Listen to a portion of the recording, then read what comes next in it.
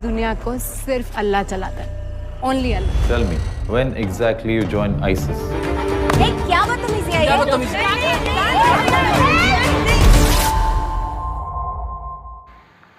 दोस्तों, 32,000 महिलाओं को धर्मांतर के लिए मजबूर कर लिया गया, पर सिर्फ एक प्रेस कॉन्फ्रेंस के बाद वो आंकड़े चेंज होकर 7,000 और उसके बाद सिर्फ 3। ये कैसे संभव है? ये है पहला प्रश्न। दूसरा प्रश्न ये है कि आईसिस क्या है, इसके साथ डार्क वेब और टेररिज्म का क्या रिलेशनशिप है। तीसरा प्रश्न ये है कि सच में केरला सेफ है? क्या केरला कुछ साल बाद सच में मुस्लिम स्टेट हो जाएगी? नंबर 4 ये है कि केरला स्टोरी क्या सिर्फ एक पॉलिटिकल प्रोपेगेंडा है या फिल्म के निर्माता और निर्देशक की एक स्ट्रैटेजी है ताकि फिल्म को वायरल किया जाए पब्लिक सिंपैथी पाकर। दोस्तों, पूरी सच पूरी ट्रूथ जान लेते हैं इस वीडियो में, इस रिव्यू में, और आप बताइएगा क्या सही है क्या गलत है। मैं आपके सामने सब सच्चाई रख दूंगी जो ट्रू है, ठीक है? उसके बाद आप डिसाइड करना और कमेंट सेक्शन में ज़रूर बोलिएगा क्या आपकी राय है। दोस्तों, केरला स्टोरी के फिल्म डायरेक्टर सुब्रतो सेन से पूछा गया था कि ये कौन सी सच्ची घटना के आधार पे आपने ये फिल्म बनाया या कौन सी सच्ची घटना से आप इंस्पायर्ड हो। ये पूछने पर उन्होंने कई चीज़ें बताई, जैसे कि साल 2010 में केरला के फॉर्मर चीफ मिनिस्टर ओमन चड्डा, उन्होंने एक स्टेटमेंट दिया है असेंबली में। तो अगर आप उसको गूगल करोगे तो आपको कुछ की फ्रेजेस या वर्ड्स सामने आएगी, जैसे 2500 वुमेन कन्वर्टेड, इस्लाम, केरला, ओमन चड्डा। तो आपको लगेगा कि भाई ये तो सही बात है। दोस्तों, सिर्फ ये नहीं, सुब्रतो सेन ने और भी फैक्ट सामने रखा। दूसरा फैक्ट ये है कि और एक फॉर्मर चीफ मिनिस्टर केरला के, जिसके नाम है वीएस अच्युतानंदन, उन्होंने एक बार असेंबली में ये भी कहा था कि अगले 20 सालों में केरला पूरा मुस्लिम डोमिनेटेड स्टेट बन जाएगी।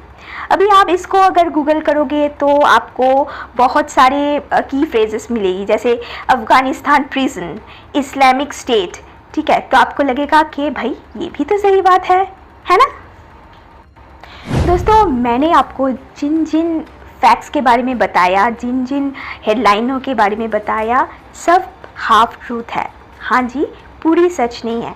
दोस्तों, आपको पता है हम इंसानों में एक बहुत बड़ी बैड हैबिट है, वो ये है कि हम ना हेडलाइंस पढ़ते हैं, ऊपर ऊपर से कुछ की वर्ड्स की फ्रेज देख लेते हैं और उसको ही सच समझ लेते हैं।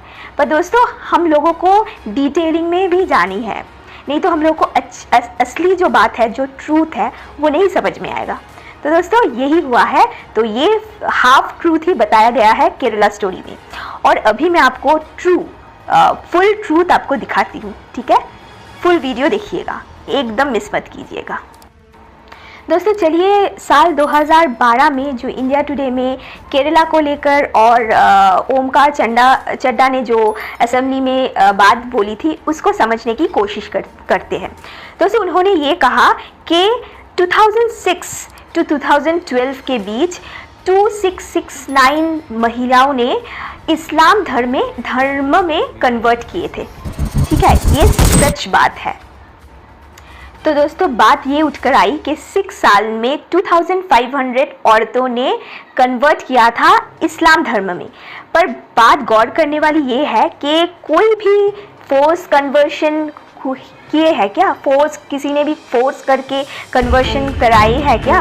ये कहीं पर भी मेंशन नहीं है। दोस्तों, आप लोग अगर और भी ज़्यादा गौर करें तो एक चीज़ और देखने को मिलेगी कि उन्होंने कहा कि हम कभी भी केरला में फोर्स कन्वर्शन होने नहीं देंगे और ना ही हम मुस्लिमों के खिलाफ कभी भी हेट फैलने देंगे, कभी नहीं फैलने देंगे।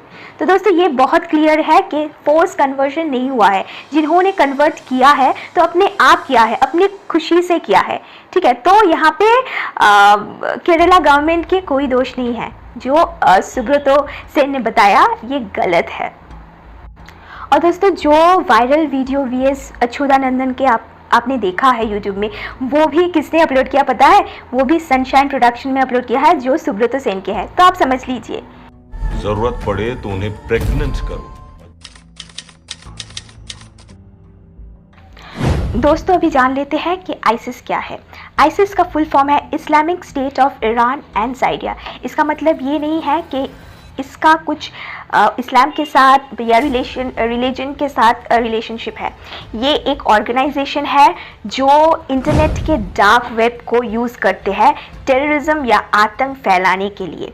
दोस्तों डार्क वेब में इलीगल गन्स पोम का बहुत इजी एक्सेस होता है जो रियल लाइफ इंटरनेट में नहीं होता है। तो इसीलिए ये लोग ना ये सब यूज़ करते हैं और यहाँ पे सिर्फ औरतें नहीं बच्चों को भी किडनैप करके इस ऑर्गेनाइजेशन में लाया जाता है और ब्रेन वॉश किया जाता है बचपन से, ताकि वो टेररिस्ट हो जाए।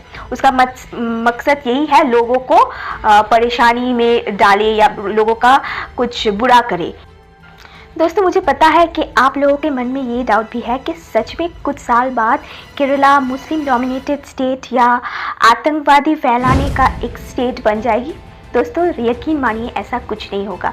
इस इंसिडेंट्स को होते हुए आपका 13 साल लग गया है, पर आज भी केरला बहुत सिक्योर और सेफ स्टेट है सभी के लिए।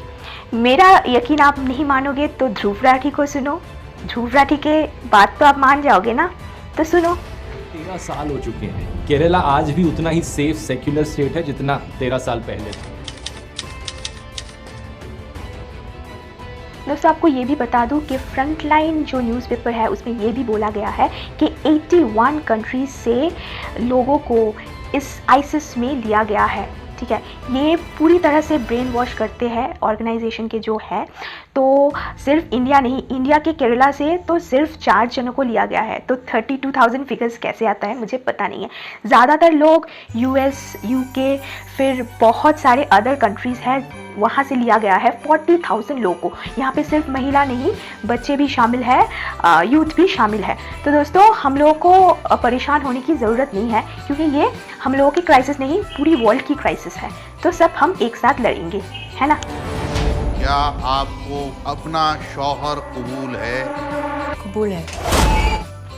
दोस्तों बाकी अगर फिल्म द केरला स्टोरी को ट्रू स्टोरी नहीं बता के अगर काल्पनिक स्टोरी बताया जाए तो फिल्म तो बहुत दमदार है। स्टोरी लाइन से लेकर स्क्रिप्ट, एक्टिंग और ग्राफिक्स सब कुछ बहुत अच्छा है।